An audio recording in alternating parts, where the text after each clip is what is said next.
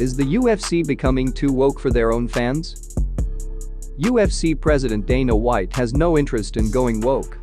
The woke virus has seemingly infected a large part of American culture, including sports. Whether it's national anthem protests or social justice messaging, sports have never shied away from going woke. Organizations have done the exact opposite. Americans have also watched Anheuser-Busch jump on a woke bullet train after Bud Light partnered with He Who Must Not Be Named. Don't ever expect to see anything like that ever come out of the UFC.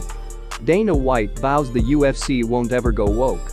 When all the COVID bans were being lifted, it grew our business, I don't know, like 70% or something like that, because we were the only thing to watch. And, yes, we don't do anything woke over here, White told Dan Bongino during the Saturday night episode of Unfiltered.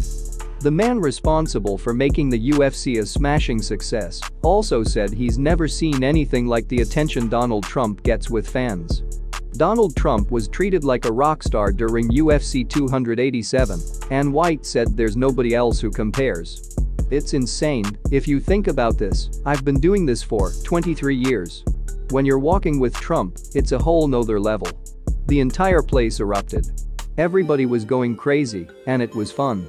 White told Bongino when talking about Trump attending UFC 287 in Miami. Is Dana White correct when it comes to never going woke? The UFC president is a visionary who does something crazy with the athletes who work for him. He lets them give their opinions without interfering. Mike Jackson fought 4 times for the UFC. He is best known for handing CM Punk his second MMA loss. He recently took to Twitter to disprove White's anti-woke claims by posting a picture of himself in an official pro-LGBTQ+ UFC shirt.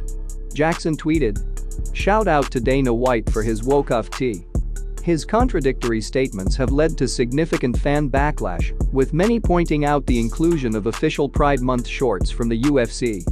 Despite the contradictory nature of Dana White's statements, the UFC president has a history of adopting anti-woke stances for one reason or another. Prior to the ascension of UFC women's bantamweight legend Ronda Rousey, the 53-year-old was adamantly against the idea of women fighting in the UFC. Recovering all right? Yes. When are we going to see women in the UFC, man? Never. Never? Never. Thank you, guys.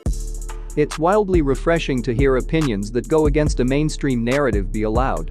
Jorge Masvidal started a "Let's Go Brandon" chant during UFC 287 with Trump in attendance and declared him the greatest president ever. I'm a huge fan, and I've appreciated everything you've done.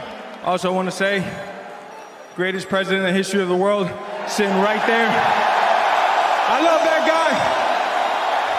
We also got the greatest governor of all time here in Florida. Let's keep Florida free, a red state, and let's take that. You know who? Let's go Brandon, replace him. If I could get it just one time. Let's go Brandon. Let's go Brandon. I'm out, y'all. 305 for life. Dana White, rightfully, didn't then come out and condemn it. Imagine if that happened at an NBA game. ESPN would have wall-to-wall coverage ripping the player for weeks. It's awesome how White doesn't play that stupid game. Dana White also knows that the average sports consumer has no interest in hearing about woke politics. They want to watch some competition and drink a cold beer. The average sports fan is also not a scared person. Dana White knows this too.